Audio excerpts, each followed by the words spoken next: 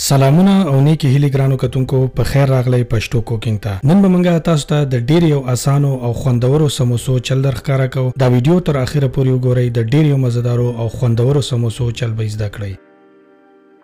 په دې کې به د ټولو نه مخکې زموږ په کاریږي 2 پیالې وړه یعنی میدا وړه، نیمه وړه قاشوقه اجواین، نیمه وړه قاشوقه مالګه او څلور غټې قاشوقې تیل یعنی غوړي. دا به دې ته ور واچوئ او ښه به یې پکې مکس کړئ.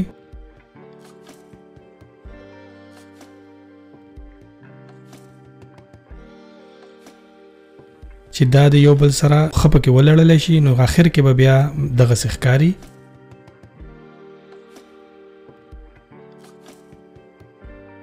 د دې نه پس به پکې زموږ په کاریږي نیمه پیاله تړمې اوبه. دا اوبه به پکې لږې لږې وراچوئ او مکس کوئ به پکې چې خمیر ترې جوړ شي.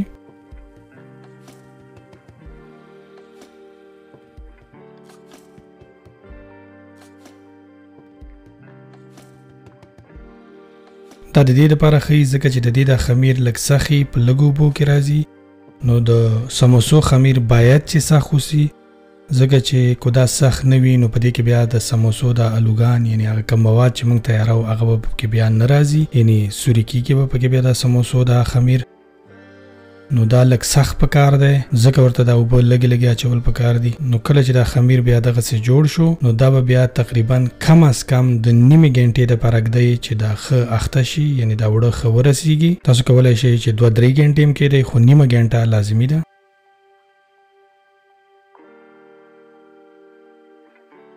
اوس به راشو، نو دا خوټ کېدلي الوګان موږ د مخکې نه خوټ کولی وو، دا هم سپین کړي دي. نو دا به بیا په لاسونو باندې دغسې ټوټې ټوټې کوي.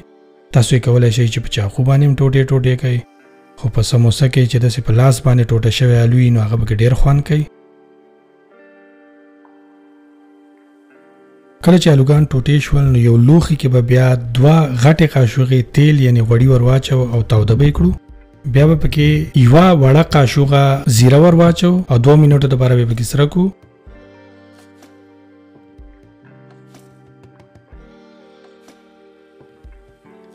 او بیا به ورته یوه وړه قاشوقه د اوږې ور واچو یعنی ټکېدلې اوږه، او دا به هم پکې د 1 منټ دپاره سره کړو.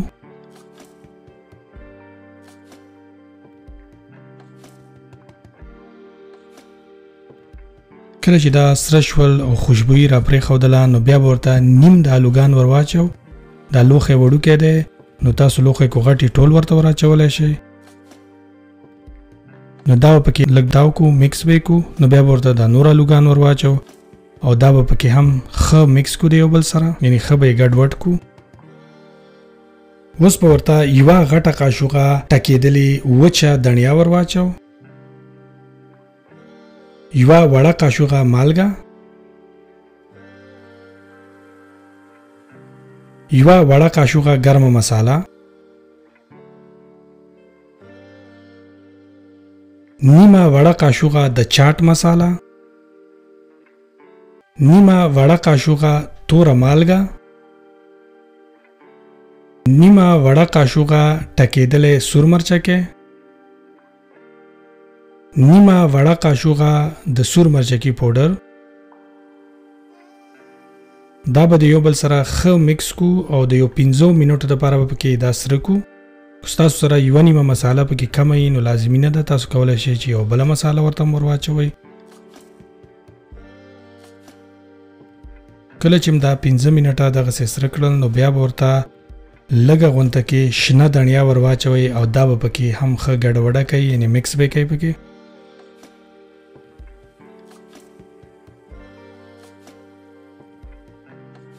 اوس به یې راواخلو او په یو لوښي کې به یې ور واچو او یو طرف ته به یې کېږدو د یخېدلو دپاره. دا الوګان یعنی دا د الوګانو دا میکسچر چې دی دا یخېدل دی له لازمي دي، ځکه د سموسو په هغه وړو کې بیا دغسې تاوده نشو ور اچولی. نو دا د زمونږ وړه هم رسېدلي دي. اوس به دا راواخلو، دا خمیر تیار دی. دا دغسې لږ سخت وي. نو دا خمیر به بیا په 2 برخو کې تقسیم کړو. تاسو کولای شئ چې په لاس باندې هم پرې کړئ خو ټولې پیړې پکار ده چې په یو مقدار یعنی په یو سایز کې راشي.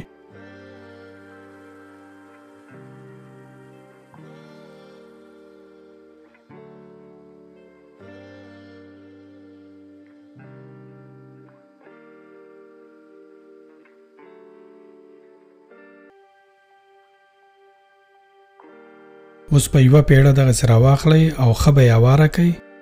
دا پیړه پکار ده چې په اوږدو باندې اواره شي او ټول طرفونه یې په یو مقدار باندې اوار شي. داسې نه شي چې د منځ نه نری یا طرفونو نه پیړه وي، یعنې ټول طرفونه یې په یو رقم، په یو قسم، په یو ډیزاین باندې اوار شي.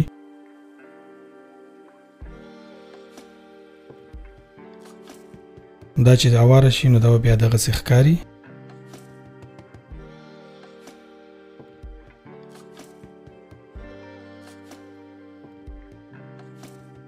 نو چې کله دغسې په اوږدو باندې اواره شوه نو په منځ باندې به یې په یو مقدار باندې پرې کړئ، یعنې د یو پیړې نه ستاسو 2 دانې سموسې جوړیږي.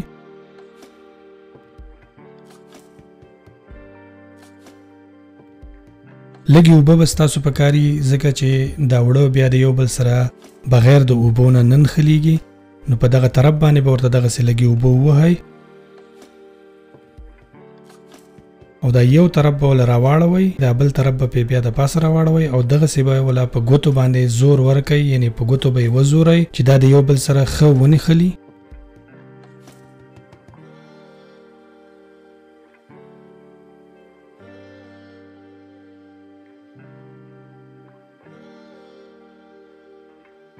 ځکه چې دا وړه بیا بغیر د اوبو نه د یو بل سره ننښلي. نو کلم چې دغسې تیار کو نو بیا به ورته اوس چې دغه الوګان موږ کم تیار کړي وو نو د دغې نه به ورته دومره ور واچوئ چې دا پاس ځای بیا لږ تش پاتې شي، ځکه چې دا به بیا هم د یو بل سره نښلو. په دغه پاس طرف باندې به ورته هم بیا دغسې اوبه ووهئ.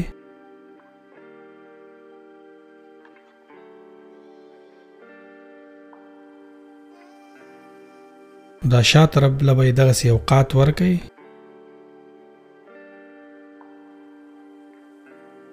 دا مخکینی طرف به د دې شاتني طرف سره دغسې یو ځای کئ او ښه به یې وزورئ چې دا د یو بل پورې ښه پاخه ونښلېږي. سموسه دا دی تیاره ده. دا به اوس یو طرف ته کېږدو د نیمې ګنټې دپاره، یعنی د 10 منټو دپاره.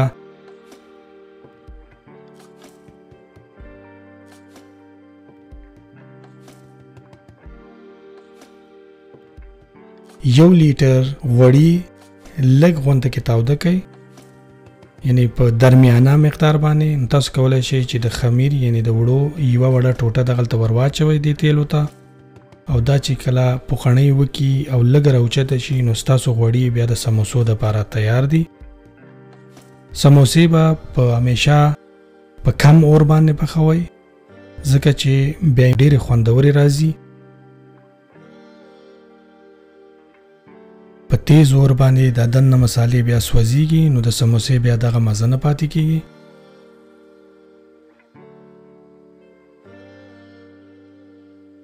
نو دا تقریبا د 10 منټو دپاره په یو طرف باندې دغسې کېږدئ او لاس به وله نه ور وړئ، یعنې په کم ځای چې پرتې وي هم په دغه ځای به پرتې وي. په دې تیلو پسې کم اور دی چې دا دغسې بیا جوړې شي.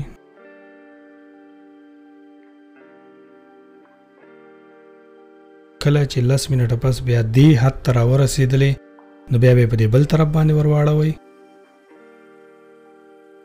او اوس ځکه چې تیل لږ تاوده شوي دي نو اوس به ورته ګورئ چې ونه سوځېږي، نو تقریبا د 15 منټو دپاره به یې پرېږدئ. نو بیا به وله د اړخونه به وله یو طرف ته او بل طرف ته اړوئ. نو ښې مزهدارې او خوندورې سموسې جوړیږي.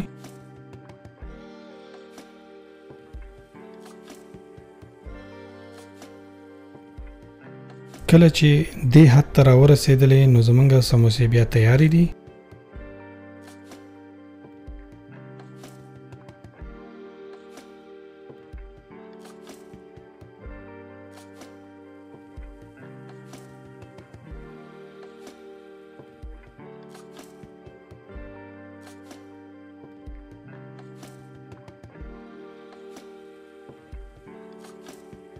نو دغه د سموسه تیاره ده. کاغذ پکار ده چې په قاب کې یعنی پلیټ کې پروت وي. دا کم اضافي غوړي چې دي دا به هم ترې لرې شي.